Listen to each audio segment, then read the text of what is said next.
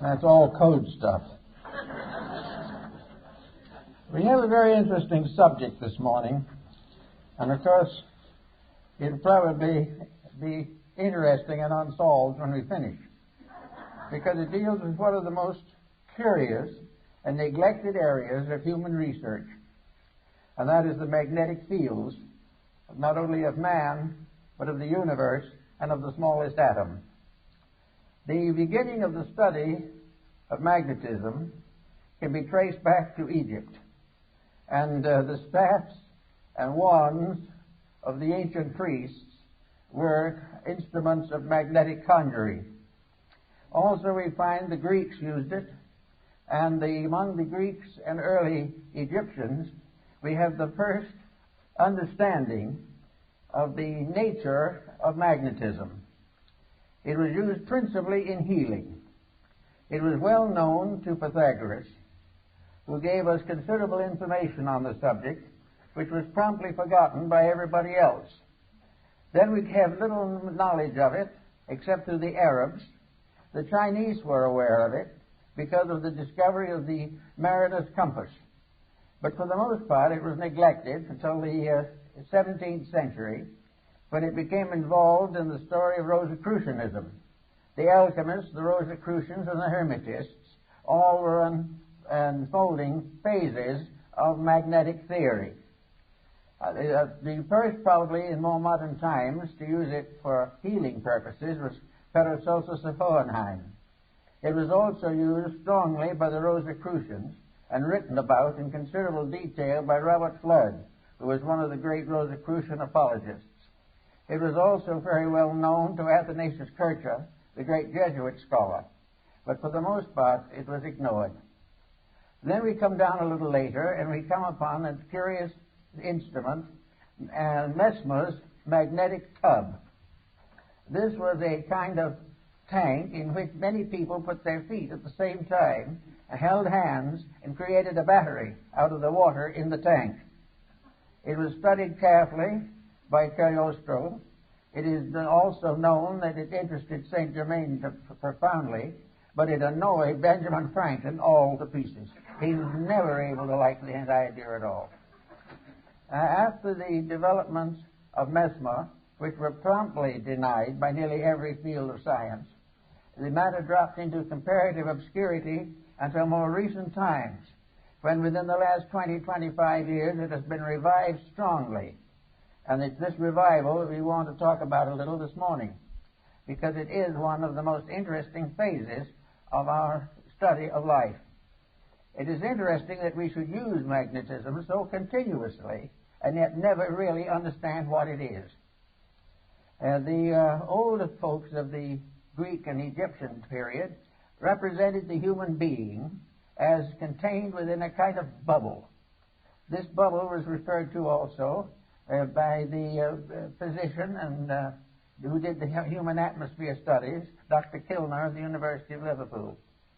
Incidentally, the magnetic theory is based upon a very simple fact, namely that what we call empty air is not empty at all. It is the most profoundly used all the elements that we know anything about. We all live within air and have our being, and we know that if air fails, we die. But what we do not realize is that air is not just some oxygen or helium or something of this nature. Air is something in itself. It is a substance of itself. It is a substance so real and so important that it's almost impossible to estimate it. It is a tremendous field of magnetic energy. The atmosphere carries the magnetism of the sun. Ptolemy of Alexandria was one of the first to recognize the manifestations or emanations of solar light as containing an energy in addition to merely a luminous factor. The study of the magnetic powers of the sun will be more or less clearly understood by the study of the seasons. Winter, summer, spring, and these things have all to do with a magnetic factor in the air. And we think of it only as in trying to explain it as a physical astronomical phenomena, since there's the rotation and revolutions of the sun and planets. But each of these planets is a field of magnetic energy. And this energy comes to us through what we call air. Now, what is air, actually? Well, we have scientific definitions of it, but there's something more to it than that. Air is something in itself. It is a substance.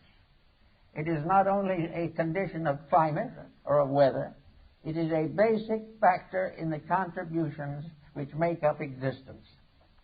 One thing we have learned from television is that air transmits. We know, for instance, that we can have all kinds of programs on the air at the same time. And they can come from all directions. And they can overlap and interlap. But each one will remain separately identified as though it was moving in a channel or a circuit of its own. And all these scrambling films, some of which are scrambled inside as well as outside, are working on one atmosphere, and that atmosphere is keeping each one of them in a perfect orbit of its own. You can have a dozen programs, and you turn them on, turn them off, but none of those programs is going through the air in the form we see it. We see the murder committed on the screen, and we see it broadcast into a theater somewhere or into a home. But it isn't the murder that's going into the home. The murder has not been visible when it went through the air. Something went through was vibration. And this vibration in the magnetic field can be divided into an infinite complexity of separate emanations. In other words, if we had 1,000 different channels, they could be differentiated in the magnetic field so that each one would be broadcast correctly and properly for whatever it is. Thus we realize there's something out there besides air, something besides helium and oxygen, something besides the ordinary factors we take into consideration scientifically. We are in the presence of a mysterious agent, an agent that is part of everything that we are. Now, studying magnetism as it comes into the human body, we discover along with Tilda that each human body is surrounded by an etheric or energy field. This energy field is sometimes referred to as an aura, but it is not the true aura that we think of in metaphysics. This magnetic field is an area of energy.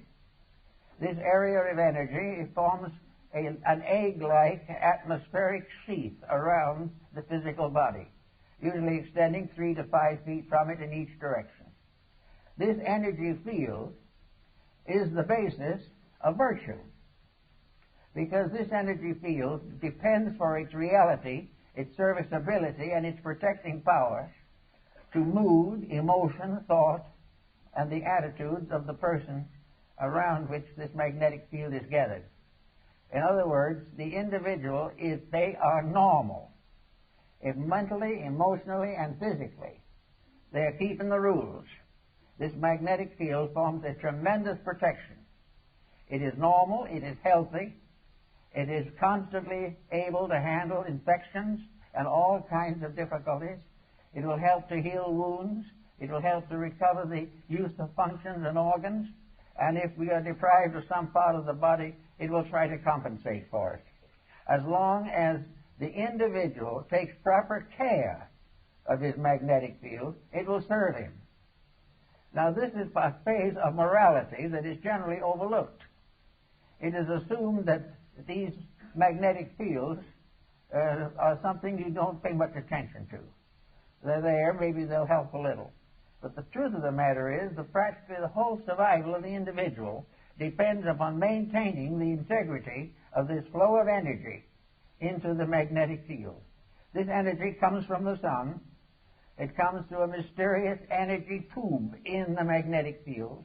It enters the individual through the crown of the head. It disseminates through the entire body, and it's excreted back again through the lower centers of the body and is recleansed by the solar energy. This is a kind of a little private tank or capsule of life that we are all carrying about with us all the time. Now, the problem of morality in this is very definite. The moment we break rules, we damage that magnetic flow. We have got to keep the laws of nature, and these in turn are the laws of God, or the magnetic field fails. It can fail because of physical intemperances, which reduce its integrity and reduce its power. It can be wasted in riotous living, which is a common cause these days.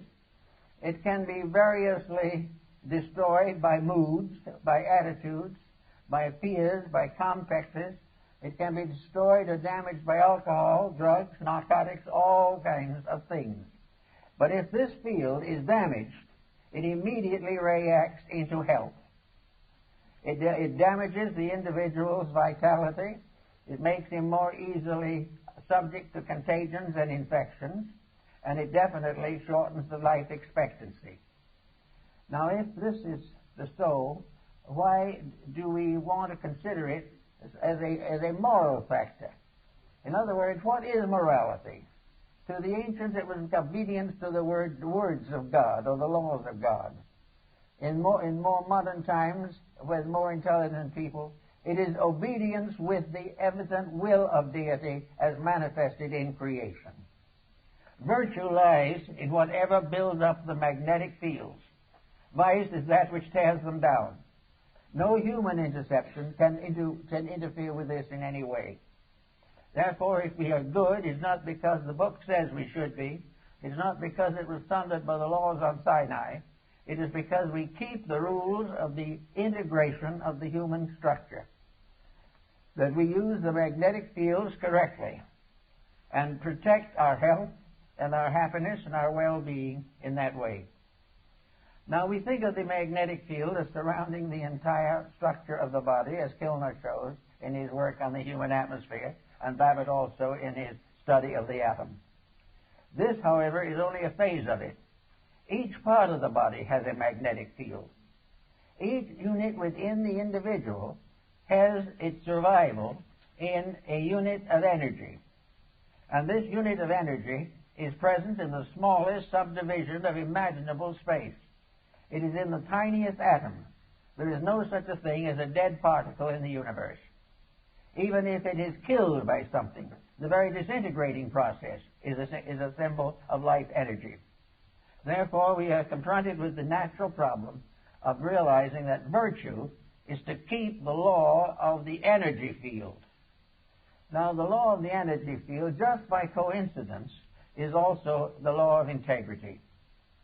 The energy field is what establishes right and wrong. The energy field tells us that to lose our disposition and temper fit is wrong. To use various negative, destructive attitudes is wrong. To compromise the principles of right living is wrong. To think badly, to feel unpleasantly, to be engaged in any action or concept which is contrary to the common good damages the magnetic field and therefore is wrong. Selfishness injures that field. Every vice we know, the breaking of any of the 10 Commandments and a number of other rules results in damage to that field. It has nothing to do with nation. It has nothing to do with the ordinary concepts of codes, because the final code itself is based upon the life principle in each part of the human constitution. So we have each little cell has its own moral responsibilities. The stomach has its own magnetic field. The stomach is not simply an organ. It is an organism. It is a living thing within the human body. The same is true of the heart, the brain, the glandular structure, all the organs, the intestines, all the motor system, the nervous system, the endocrine system. These are all entities. They are entities of magnetic unities. They are part of living organisms which are cooperating together for the common good. To abuse one is to damage all. To neglect one is to neglect all. Each of these organs has its own field in the body, and all these fields together constitute the grand magnetic field that surrounds the complete person. Now we go inside of this for a moment to see what we're dealing with. So we go back to Pythagoras, who was very timely in that. He tells us that in Egypt there was a temple in which therapy was the result of this contemplation of symmetrical geometric solids. In other words, the images of therapy were mathematical cubes, octagons, and various forms, dodecahedrons, each one placed upon a kind of altar or pedestal for the contemplation of the sufferer. All were symmetric geometric solids, perfect and complete in structure. To look upon them was therapeutic, because to look upon them accepted their energy as a reality in our lives. Now, these stone solids apparently were not alive. They only gave the impression of value, but actually they were alive. Every form in nature, natural or artificial, has a magnetic field. From the tiniest atom to the greatest galaxy, the magnetic fields are present, and the rules of each of them must be obeyed. Now, if an individual looking at a geometric solid sees in it a perfect proportion, this realization enters into the subconscious life of the person. The imagery of that solid is sent into the consciousness in the form of a benevolent magnetic center. It means that the individual is seeing a harmony, is seeing something in perfect order and perfect correctness. And in visualizing it, wherever we see perfection, it improves ourselves. Wherever we accept discord as inevitable, it injures ourselves. Everywhere looking around us in nature, we see that all natural things are benevolent. It is only when these are abused, mostly by humanity, that these benevolences are lost. So we find that we live in a universe in which everything is in harmony if we are. Now, we can say, of course, that somebody else might be out of harmony, and this could injure us. Actually, it's not quite true. The magnetic field which protects us against any negative magnetic field that does not arise within ourselves. We are not contaminated by other people unless by our very conscious weakness or our intellectual weakness or our emotional weakness we surrender our integrity to the attitudes of other people. If we commit misdemeanors of one kind or another, we are responsible by the effect of these mistakes on our own magnetic field. Now, the magnetic field not only covers this type of thing, but it covers elimination, the intestinal walls. All of this type of thing is damaged, as we know, by hysteria, by various moods. The individual becomes ill because of a bad disposition. Now, we consider this to be just symbol of something that happens that way, but it is not. The individual who is sickened by dispositional fault is sickened because he has damaged the magnetic field of some essential part of his own nature. If he has damaged the magnetic field of his digestive system, he will have dyspepsia. And if the dyspepsia lasts long enough, and the magnetic field is thickened long enough, then enduring chronic ailments can set in. No individual actually is infected entirely from himself, but never completely without himself. All of these unities of facts must be in harmony. Now, in the Rosicrucian philosophy, we had alchemy, the transmutation of various phases of life. Alchemy was a transformation and a transmutation of energies. And these energies are essentially the same ones that we have in magnetism.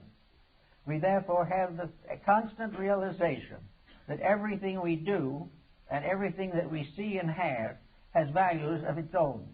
Now let us pick up a pebble from the beach, and we suddenly realize that we're in the presence of a little stone. Today there is quite an interest in little stones, all kinds of stones. We are interested in the crystals that form in rocks and all these types of things. But crystals are formed by magnetism. They are formed by a rate of vibration peculiar to a certain element. And that particular rate of vibration can evolve through the mineral, plant, vegetable, and animal. It is always present. There is a magnetic core on each kingdom, and each kingdom unfolds within this magnetic field. And within each of the composite fields, individual members of the fields, with various degrees of growth, are variously individually conditioned. Everywhere, this process of keeping faith with integrity becomes the natural secret of security, survival, and world peace. Now, we can say that it would be very unlikely that, we'll say, a potato could have a magnetic field of its own, but it does. In fact, every cell within the potato has a magnetic field of its own. Therefore, we come into the problem of nutrition. And nutrition is very largely the study of the magnetic fields of various food products. It also tells us what happens when these food products are adulterated or are variously misused or poisonous elements are introduced into them. All this is part of a mystery that is solved in magnetism. We pass laws against these misuses, but we fail to realize that it is not just the physical factor that we have to work with. The physical factor is only a fragment of it. The main problem is to realize that behind all of these problems, whether of government or of religion or of philosophy, all these things are in trouble because of lack of integrity. And integrity is simply keeping the laws and rules of energy fields. Each field has its own integrities. All integrities in all fields are compatible. All lack of integrities, all departures from integrity in any or all fields are in conflict constantly. The only way the individual can escape conflict is by never abusing the energy factors of his own life. He must never abuse his body, his emotions, or his mind. He must never permit himself to develop attitudes that are incompatible with the integrities which nature has bestowed. The magnetic fields are absolutely honest. There is no possible way of making them dishonest. The only thing we can do with them is to destroy or limit the manifestation of their integrity. If we break the rule, we lose the benefit of that particular energy. When we lose that benefit, we then say that evil has come to us. But it is not an evil thing that has come to us. It is the failure of a good thing to be developed and purified and intensified. Now, the elementary fields, the magnetic fields, are also in a state of constant evolution. They're in evolution in the life of the person. The individual may be born on a certain level of magnetic integrity. If he becomes a better person, he strengthens these values in himself, because actually it is all a matter of gradually strengthening the perfection of an energy resource. Now, no one is going to perfect it in one life or 100 lives, maybe, but it's going to grow.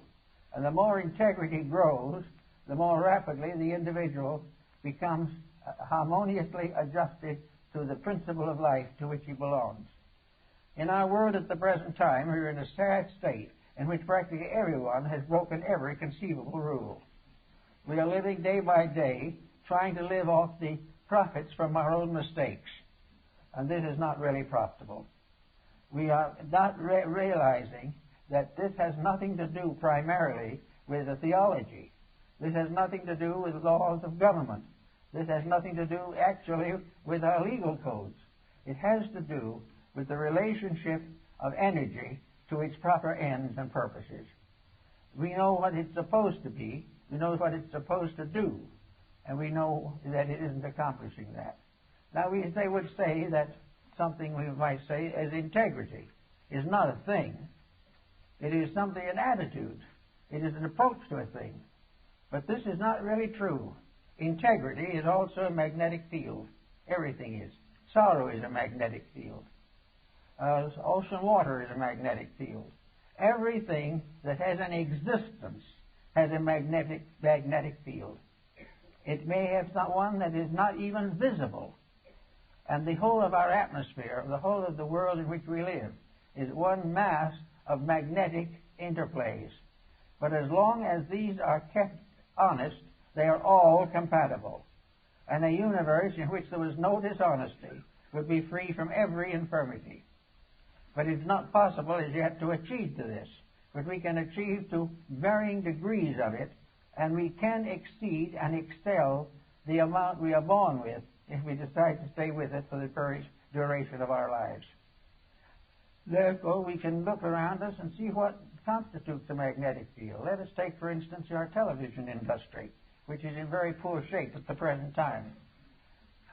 Television is actually using magnetism. It is part of a world of electronics which we consider now to be simply a physical thing. So we say to ourselves, we have all these stations, a great many of them, and they are all broadcasting on various wavelengths. Among others, we have a special station for the police department. We have a special station for the fire department. We have all kinds of internal usages of these mechanisms which we call transmissions. But when we get all through with it, television transmission is a work achieved by energy. There is an energy field, and it is unfolding and developing in a larger energy field. The atmosphere through which these messages pass is itself a great field of light, and it is alive. Space is alive. Space is not merely some atoms alive in a vacuum. Space itself, as a substance and essence, is part of the great magnetism of the sun. Now we have here all these stations broadcasting on their own wavelengths. Now into this magnetic field, which we call the atmosphere, is dumped a conglomerate you wouldn't believe. There's all kinds of things. Not only the conglomerate of the television, but the conglomerate of senates and houses of representatives and the various governments, religions pouring their influences into it. This atmosphere, which we can see right through if it isn't for the smog, is continuously being filled with something. And yet, with all that, this thing which we call atmosphere, and is empty, so-called, nothing to see, is able to differentiate those stations so perfectly that what you see here will go through that air, and there's no image going through the air. And it will come out again in another receiving set, proving conclusively that in its entire transmission, perhaps around the world, it was never for one moment deprived of its integrity or its individuality. It was never massed into other things.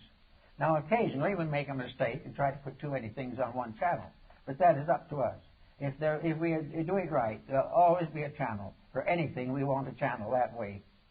But it will always come through, although it is coming through a medium which we can't see, and at any point along the way, there's no program noticeable, no program possible.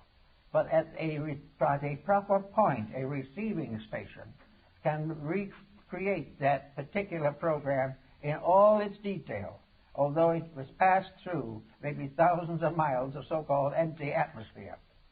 And all these different channels have never become confused unless we have improperly channeled them.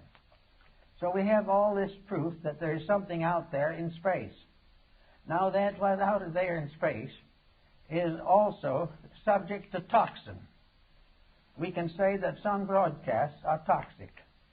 We can say that anything that goes through that space, which by vibratory rate is not good, is damaging not only itself, but its recipients, and is also poisoning the channel. As long as we have corrupt patterns, as long as aggressive commercialism, as long as corruption is indulged in over the airways, we will have magnetic sickness in the air. We will have it in the air, and it will permeate our homes, our families, our governments, and our nations. We will sicken that level through which that particular energy flows, so that the energies that we use for communication have their own sicknesses. They have their own vibratory rates. And the problem is the corruption of a communication media does not mean that the individual will have a complete collapse of his system. It will mean only that that part of his system which is turned into that community medium will be damaged. He can go right on, go to church, and build up that one. In the meantime, however, the television is tearing down another energy field. Now, as you tear down these energy fields, which most people don't even know exist or believe in, you are also opening yourself to all kinds of sickness and also all kinds of moral energy decay. You are opening yourself to the corruptions of the life principles which are necessary to maintain you. The moment you damage a level of integrity in your own magnetism, that level of integrity becomes sick. The moment that becomes sick, part of the defense against exterior problems is reduced. The only way in which the individual can be really dominated by anything except himself is when he sells out his own energy and becomes negative to other things. He has to relinquish his own integrity before he can be damaged by outside forces. There isn't enough evil in all the world to destroy the integrity of one person. He must destroy it himself, or compromise it, or relax it, or be talked into something. But it has to be his own action. Therefore, the damages are, in a sense, not only moral, but are absolutely just in their actual integrities. And this is the way in which, apparently, as the Chinese noted, the universe creates the concept of right and wrong. This right and wrong is simply a matter of what builds up and what tears down the essential energies upon which life depends. So we have this problem in every field of life. We have it in the narcotics problem. We have it in a large part of commercialism. We have it wherever there is an attitude of putting profit in advance or over integrity. Wherever the individual makes this compromise, he immediately becomes a part of this particular problem. Now we'll take another phase of it. The person is looking with his eyes at something that he sees. He can be reading a book. He can be watching a television. He can be outside watching a horse race. He can be outside watching a golf ball. Whatever he is doing, his eyes are receiving energy. The energy is the magnetism which carries the image from the outside to his own inner optical centers is like the same thing as in the case of television. The golf ball definitely does not go in from the golf field into his eye. What goes into his eye is no golf ball, but it is a potential which will immediately be reactivated into the appearance of a golf ball. He will see it because it was changed into an energy formula, received into himself, and then reinterpreted again as what he has seen. And he will have no knowledge of anything except what he saw. Now this is becoming more and more obvious to us as we go further into the study of computers. This is all part of the process of things being changed from what they appear to be to the energy equivalents of themselves, and then restored to their forms in order to be perceptible to our various faculty perceptions. Therefore, again, everything becomes a matter of keeping the energy fields clean. And the only way they can be kept clean is by using them properly. Now, two people watching a golf game may see the same game. One is interested merely in the fact that it is a recreation. The other person may be very competitive, determined to win at all costs, and perfectly willing to cheat a little if it can win quicker. In the first place, the energy is perfectly okay. The vibrations are normal. But in the second, ulterior motives have entered into the playing of the game. And this is something that is troubling us throughout the sports world at the present time. Practically every sport has been commercialized. And by commercialization, we simply mean that it is no longer a sport, but a means of profit to some and loss to others. The moment this happens, the magnetic field is tainted. And from that time on, everyone who takes on the negative attitude damages himself. Now, 99 people may take it on and damage themselves, but 100th person who does not take it on does not damage themselves, simply because the others do. The idea that damage is contagious or actually infectious is only true if the individual who is the recipient is basically inconsistent with integrity themselves. There is no reason why anyone should recognize the fact that another person is capable of contributing to their delinquency. For it is said definitely that many may fall upon the right hand and many upon the left hand, but the just person shall not be moved. We are all, therefore, wrong when we say that civilization is destroying us. That is not true. What is destroying us is our acceptance into our own inner life of the shortcomings and mistakes that we associate with civilization. We get into a political tangle, and we start hating people, and we start guerrilla warfares. And guerrilla warfare is simply another negative use of energy. All of the energy of life has to be used properly. The moment it is abused, it becomes dangerous. So we go on a little further into something else, the arts. Every picture that we see has a magnetic field. The fact that it apparently is a work of art on canvas or carved in wood and stone does not affect the fact that any form, every form that is integrated is alive. And every form that is alive because of factors brought together in a certain specific pattern. In the case of a painting, it is the life in a canvas, the life in a frame, the life in each twisted tube, and then in the life of the artist. Everything, and the object of the picture, everything is made up of living elements. This idea that everything is dead, that can't run around, is a mistake. Everything is alive that can be seen. A chair is alive because it has a magnetic field. And this magnetic field changes with every chair. And yet there is always this problem of what is right and what is wrong. A good chair will always have a good magnetic field.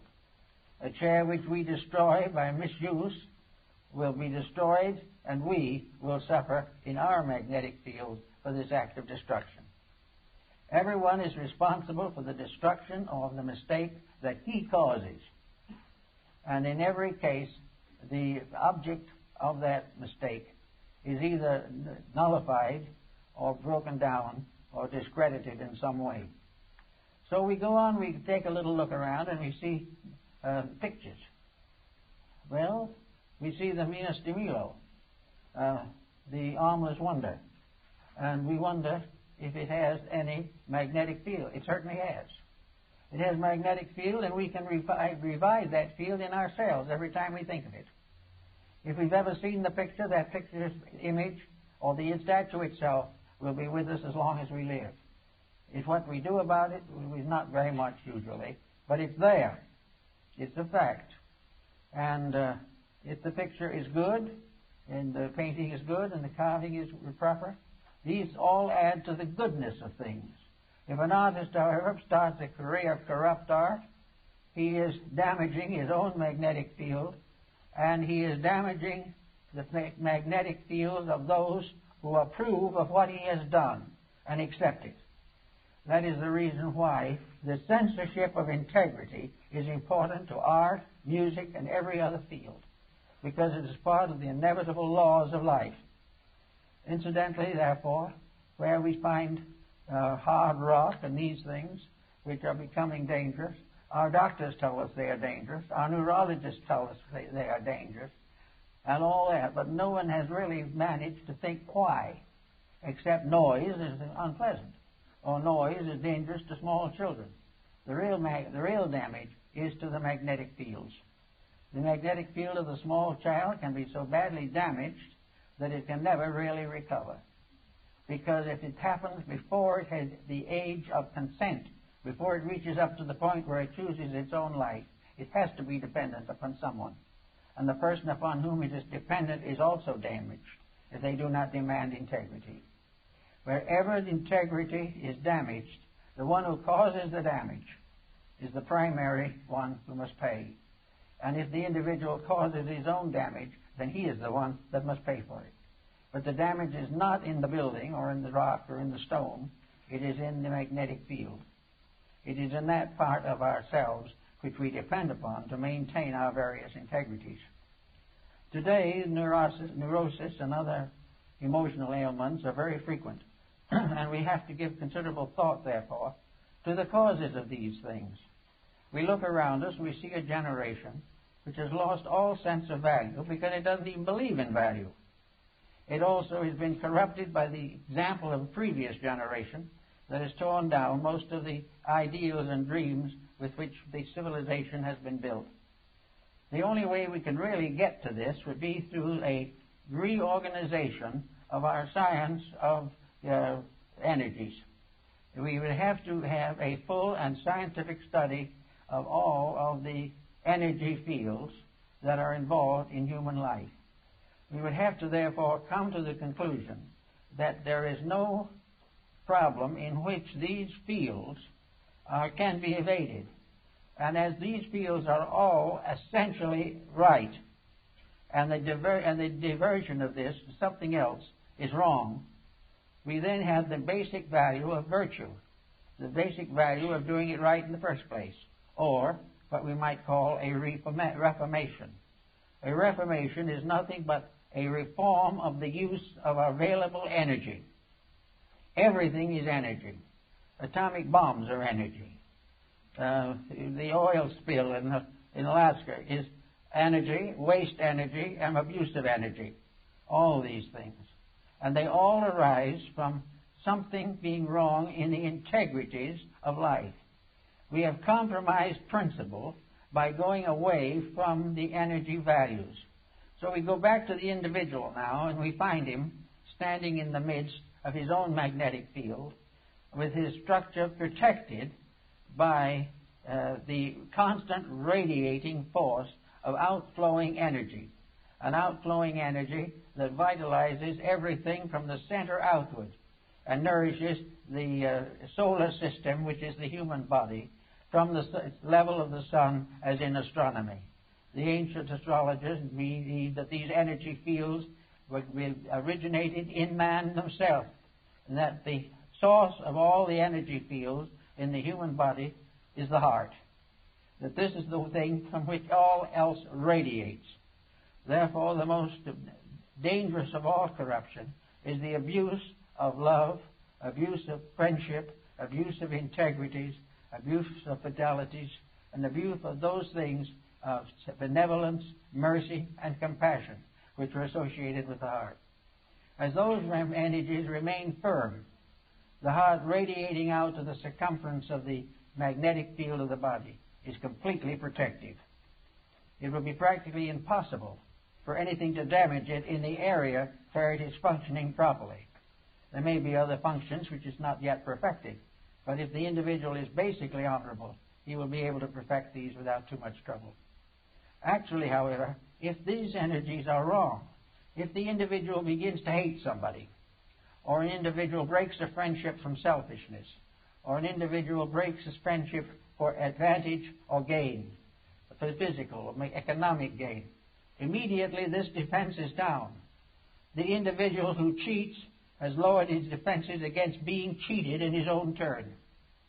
Everything, if he does an evil, he opens the way for an evil to be done to him, because he has destroyed the magnetic defenses. Now, you can't say where those defenses are or what exactly you understand them, but they are invisible, but they are very real. They are real, and they represent an actual flow of energy.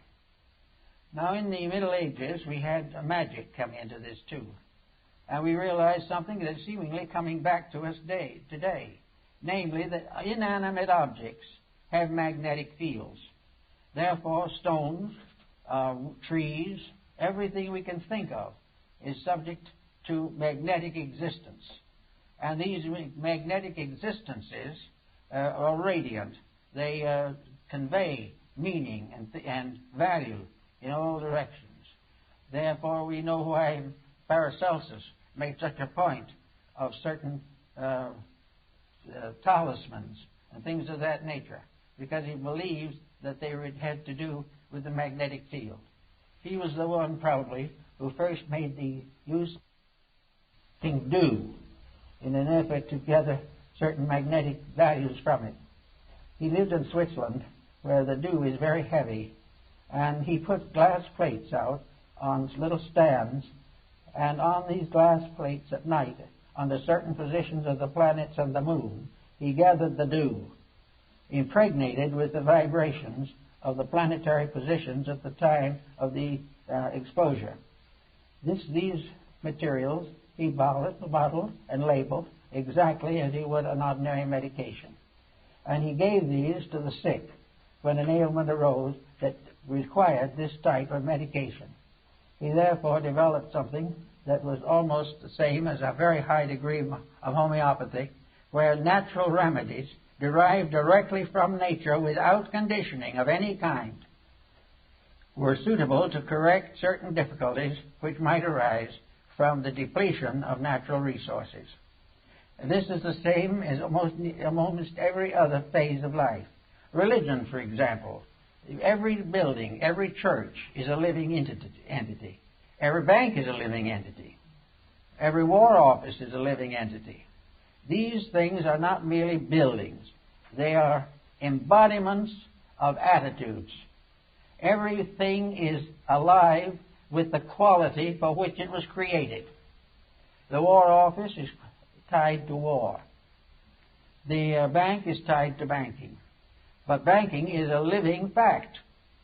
It is the banking that is the real living involvement in the so-called story of banking. These things are all alive. And each one of these, as it comes into life, is born with a certain responsibility. We will say that a young person born into a family is born to help to maintain that family, but protect it, serve it, and serve with it for the completion and perfection of the community. The same is true of a bank. A bank is part of an organization, part of an entity, part of something created for a purpose. Now, if the bank fulfills this purpose honorably, it is then healthy. If, on the other hand, it decides to make an unreasonable profit, if it decides to sacrifice its integrity for the advancement of its own institutional existence, there is trouble. The bank will ultimately go broke. The stock exchange, when it was created to help farmers and merchants to share their goods and make proper and reasonable investments, as they all sat together under a tree in the south end of New York, if this institution had remained a benevolent organization of service, it would be still probably very practical and very useful. But instead of being that, it has now become a structure of misuses and abuses. And the result is it is gradually destroying itself. Now, entities. A republic is an entity. It is a magnetic field. An autocracy is a field. A monarchy is a field. A communistic institution is a field. Every one of these organizations use energy. They use it in 1,000 different ways. Political speeches, harangues on the street corners, battles in the alleys and back roads. Everything is involved. And every one of these energy fields that becomes corrupted in any form or in any way is doomed to disaster. Therefore, our code of honor is not based upon the Mosaic code alone, although that is a very good one. It is actually based upon use and abuse. There is no possibility of an abuse succeeding. It will seem to succeed for a little while. It will succeed in the same way that an abuse of the body will apparently provide the individual with an opportunity to make very serious mistakes. But in the end, the energy fields pay the bill. Every misuse of life responsibility, use of basic materials, the abuse of forests, the abuse of water, the corruption of air, all these things are paid for in magnetic defects. And we are beginning to recognize them now. we are wondering why some of these strange things happen that have been happening in the last few years. Nuclear fission is a great tragedy, not because it simply offends the peace-loving human being, but because it is a misuse, a violent corruption of energy. It is the use of a divine power to injure other people. Therefore, that which lives by the sword must perish by the sword. So our whole morality is a matter of life energies.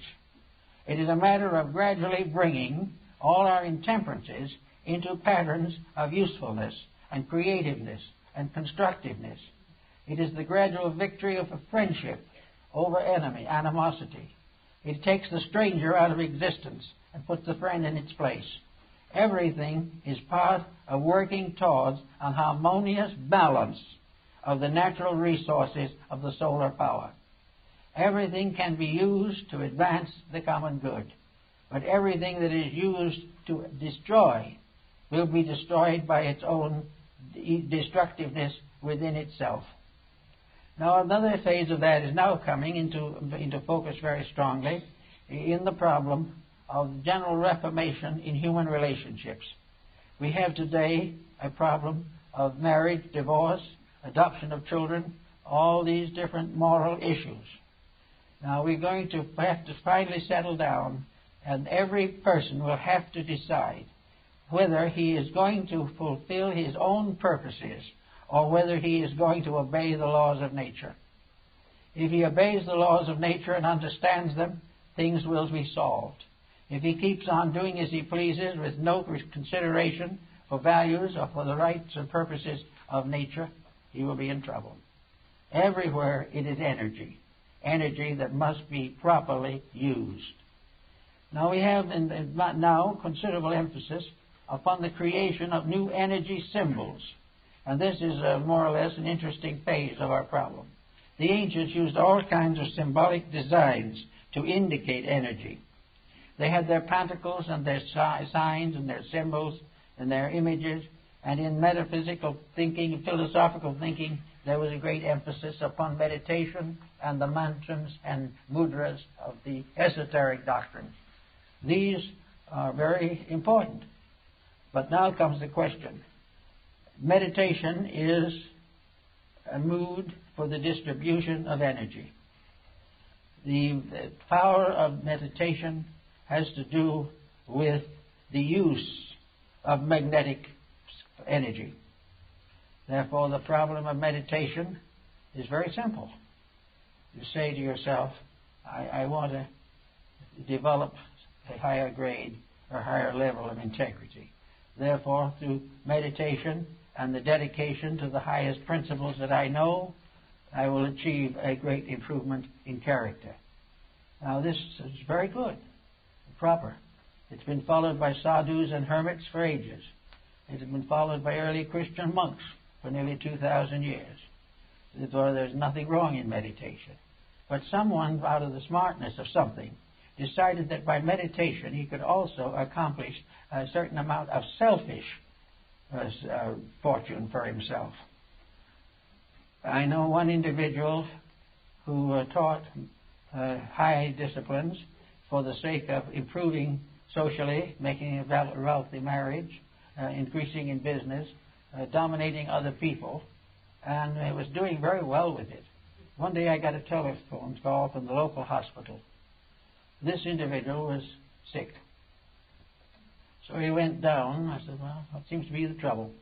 It was a woman. She was in tears. She said, you know, all my life, or for many years, I've taught people to think rich, think happy, think healthy, and I am dying of cancer. Well, that is again a strange kind of poetic justice that seems very cruel. No question about it.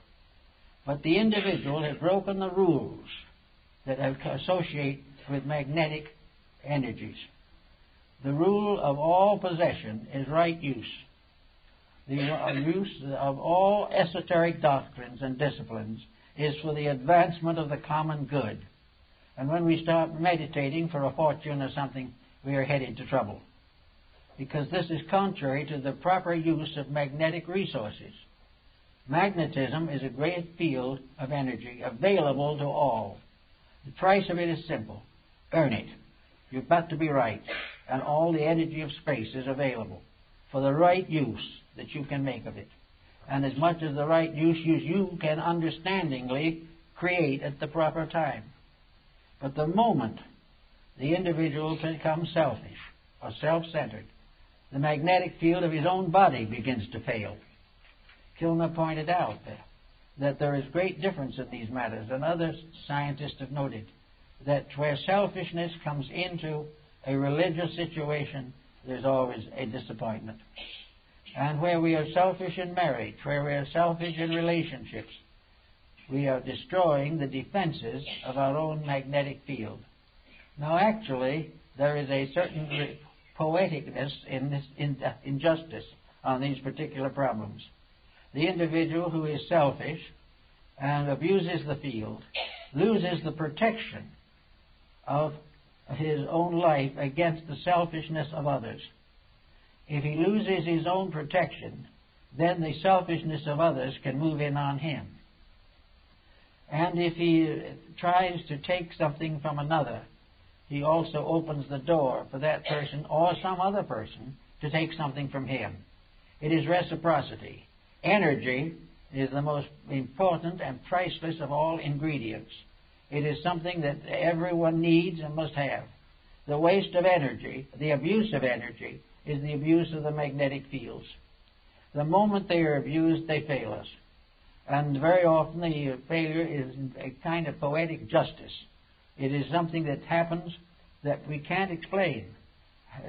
But I think we find it was clearly indicated in Goethe's line of Faust. It says, how closely fate is linked to virtue, doth never to the fool occur. Had he the wise man's stone, I swear it, the stone had no philosopher.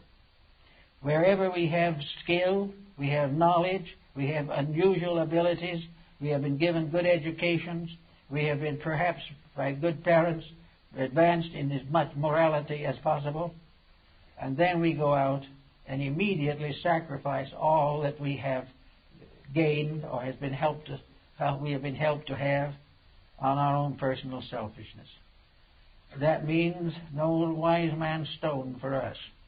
That means that we will not be able to succeed because we have, in a treasonable manner, perverted that which was our constructive birthright. So we're here today as part of a world of selfish people. We're here today with everybody trying to get theirs before somebody else takes it away from them. We're here in the presence of governments of questionable integrity, products of questionable value, and also another general factor which we must also face. And that is, we are now nearly 5.5, almost 6 billion disillusioned people. We have not much faith in anything. Every day the newspaper helps us to lose what honesty and faith we might have. We can become finally convinced that we live in a completely corrupt world. Therefore we are bewildered, we are intimidated, we are worried, and very often just simply give up and follow the line of least resistance and go down with the rest. Now this isn't really the way it was intended to be. Actually, the bad news that we have has nothing to do with us unless we're part of the bad program.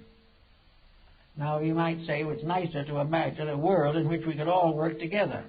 There's no doubt about it. It would be much better. But until such time, the individual who is trying to be right has got to be careful that he is not infected by a common disillusionment. He cannot afford to say everything is wrong and mean it. He's got to hold inside of himself a realization that principle is the basic value, and that regardless of what happens in the world, he cannot lose sight of protecting his own energy resources, because it might just so happen that he could be one of those who could help to change the course of history. In other words, disillusionment, despair, discouragement, bitterness, anger, frustration, all these do nothing to the person against whom they are turned, but they do everything to the individual who uses them. Therefore, no matter what we read in the paper, no matter what comes to us over the radio or in television, the individual must retain within himself the realization that there is a great good behind everything, and that that great good will succeed, and that this magnetic field we're talking about, which extends not only through this solar system, but through the entire galaxy, decrees within itself by its own immutable process that evil can never win. We must go through certain travail in connection with it.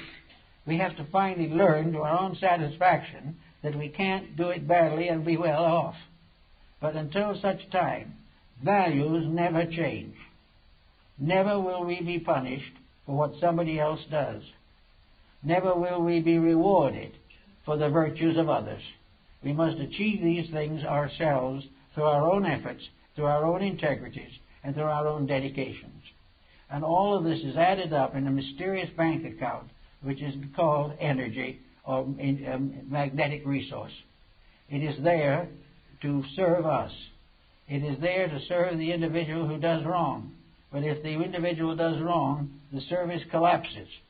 And the individual who does wrong finally finds the energy turns back upon himself, and the corruption continues. We must keep this center of consciousness within ourselves in a condition of correctness. In Buddhism, the heart is called the Saptapana, the house or temple with 7 rooms. It is within this temple, as Buddha points out, that the great initiation against the hindrances has to be performed. The individual has to be initiated in his own heart. He must accept as a fact that his own integrity is his only strength, and also that his own honesty is his only wealth. All else is some kind of a delusion which will ultimately turn back and whip him. So in the quietude and peace of the realization of the immutability of good, the inevitability of right over wrong, the endless and continuous process of redemption going through every area of nature, all things in due time will come back into the peace which they sacrificed when they tried to put self as an individual above universal reality. We should have. I don't see how we have gotten into the state we've gotten into, really. Of course, I do know, but I'm not mentioning it. The real fact of the matter is that as we look around us, there's every reason to know that we live in a beautiful world. We live in a tremendous sphere. And we are already beginning to realize that we're destroying it ourselves.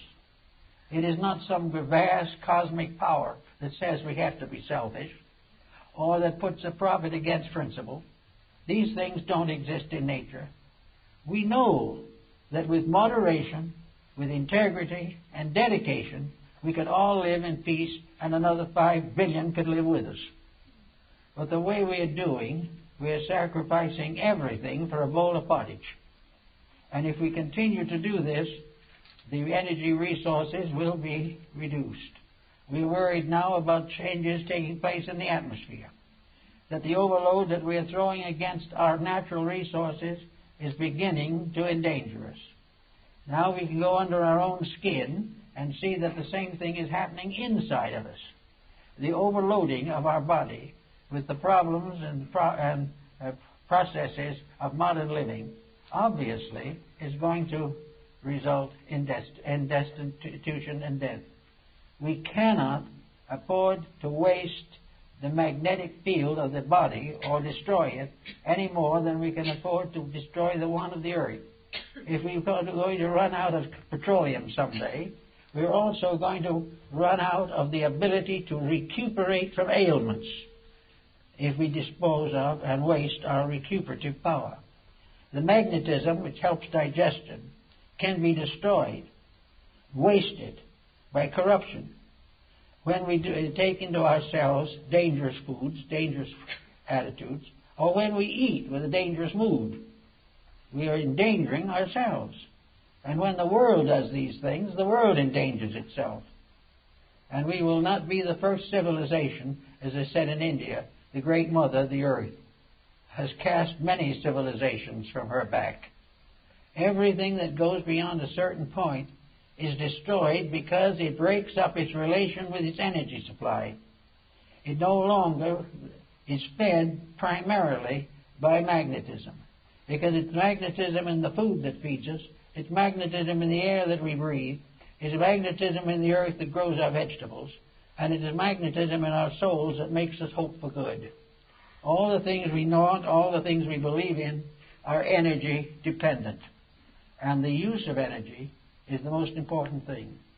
Why we go on year after year making all kinds of efforts to feel better, be better, or think better, and overlook the one fact that everything that we think and feel and believe depends upon a life principle, an energy resource, a magnetism of the earth itself.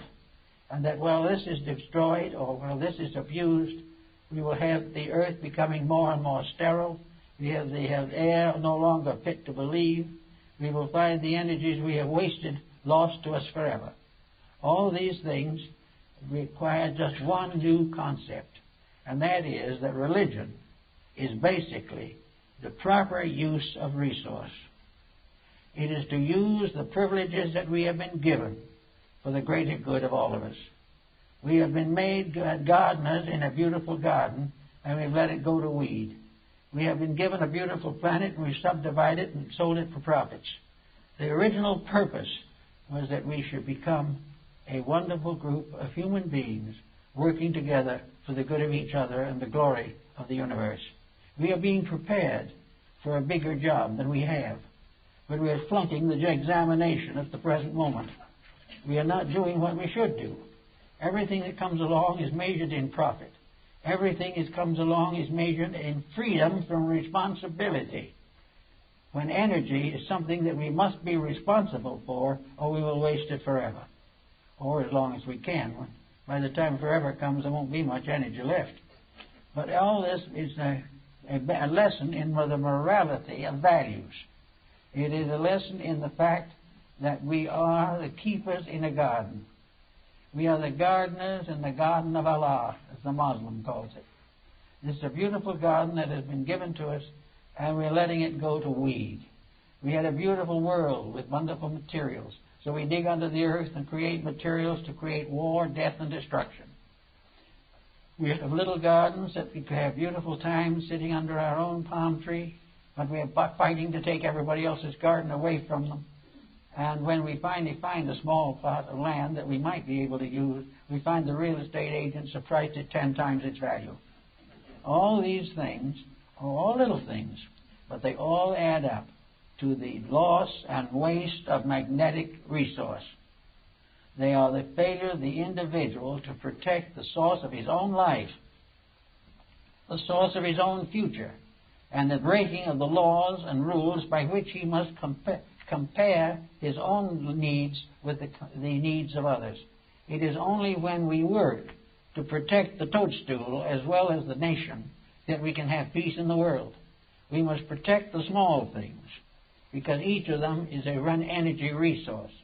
The protection of them is against our viewpoint, because we take it for granted that the small should be controlled by the big.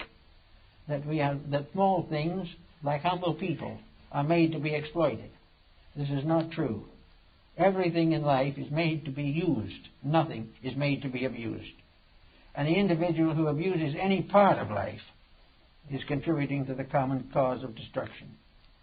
Now, this business of the energy and magnetic resource went on down through to the present time.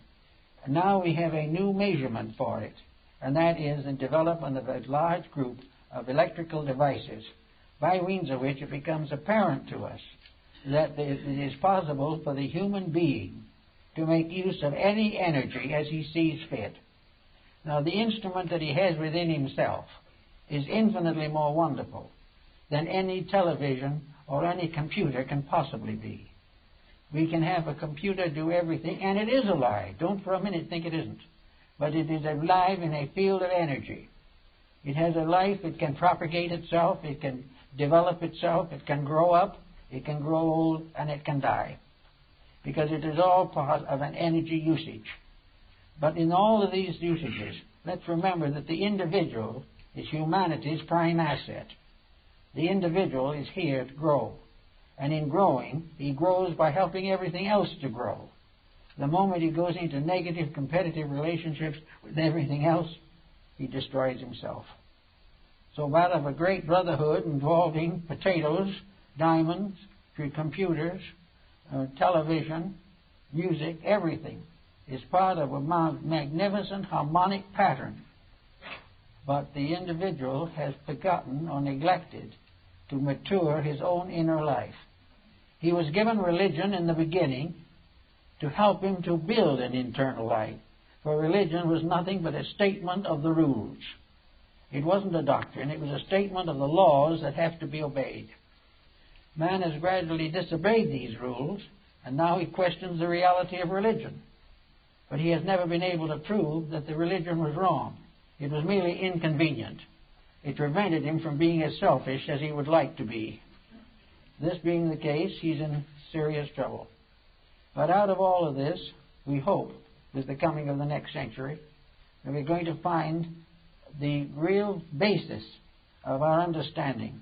We're going to discover the good universe, which we have forgotten existed if we ever knew it.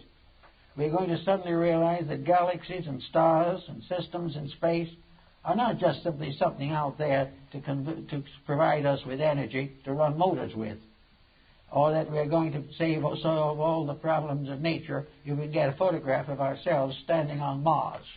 This has nothing to do with it. We're living in a great, beautiful world of cooperating forces, filled with things that want to get together and work together for the common good. And all we can do is make games out of them, silly games, games in which we think we're conquering everything by putting something in orbit. That's not at all true. What really we are looking for is to realize that we conquer or we win or we achieve our goal when we put ourselves in orbit, when we get back again into the rules of the game of life, serve it as it should be served, love as it should be loved, admire the good, protect it, and slowly and quietly outgrow everything that is less. If we can do that, then these resources, these magnetic fields, will supply us with all the energy the world needs for millions of years. It will not be the loss of the energy, but it will be that if we do not make these corrections, we will not be able to draw the energy to ourselves, and that which cuts itself off from life is the dead branch that is cast back into the fire. So out of an understanding of energy and the magnetic resources, we go a long way toward solving the present problems.